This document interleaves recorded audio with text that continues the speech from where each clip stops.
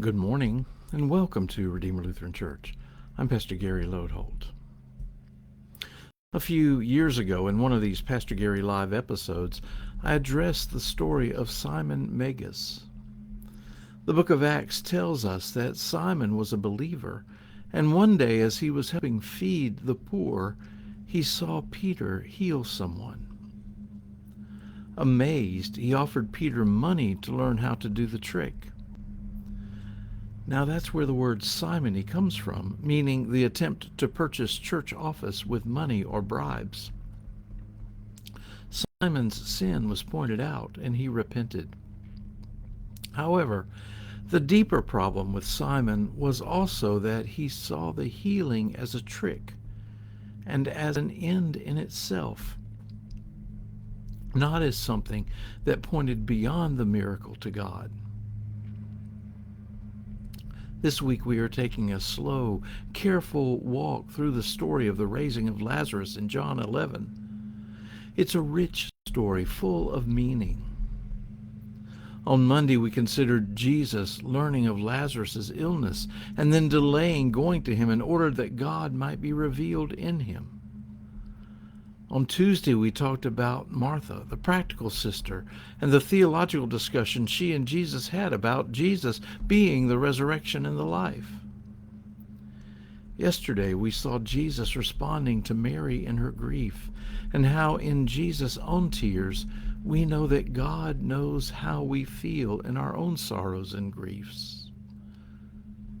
Today, it's time for the miracle itself.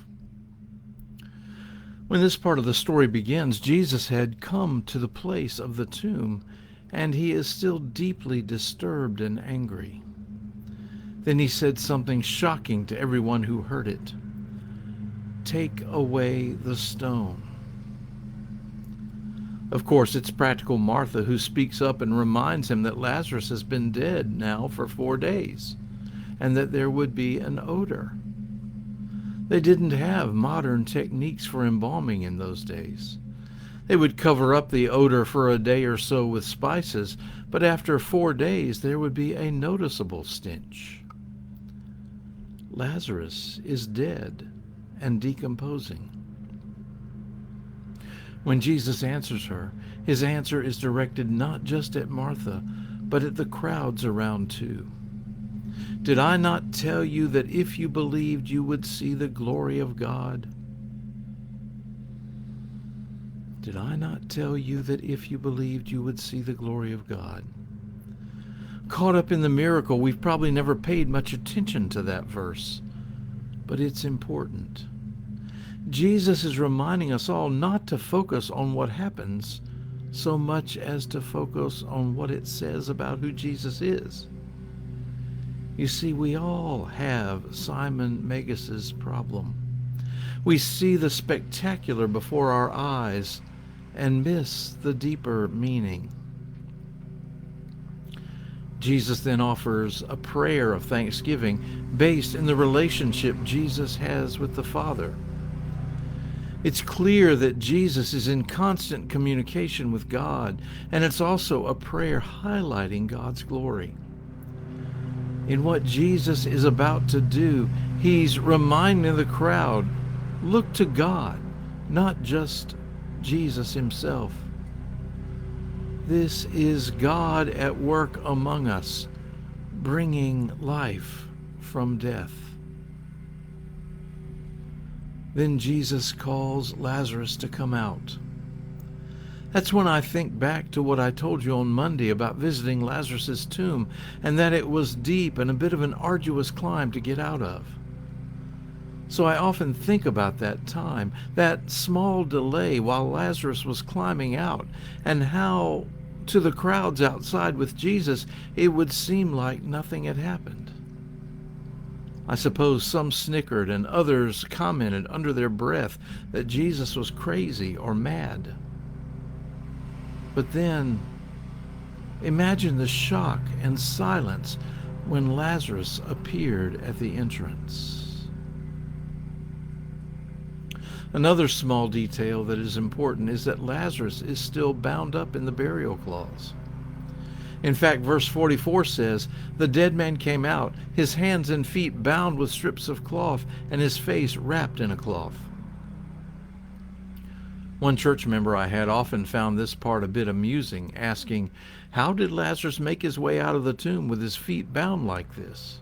Can't you just see him hopping along?" Well, that's an interesting question, but that's not the point. Jesus says, "Unbind him and let him go." Oh, how often in life we need to be unbound. How often we are trapped and constricted by situations, by regrets, by wrongs, by pasts that we still carry.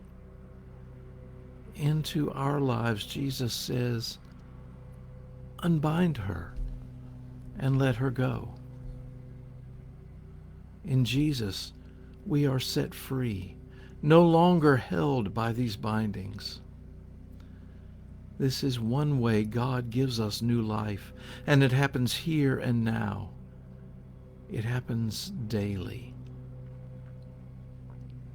On an even deeper level, the unbinding of the grave clothes tells us that death itself has no hold on us. Remember when the disciples looked into Jesus' empty tomb, the grave clothes were folded and rolled up in place? The thing which bound us is left behind. We have new life. It's a miracle. Look beyond the spectacular event to see the even more spectacular God at work. Thanks for watching, and remember to let this day belong to God.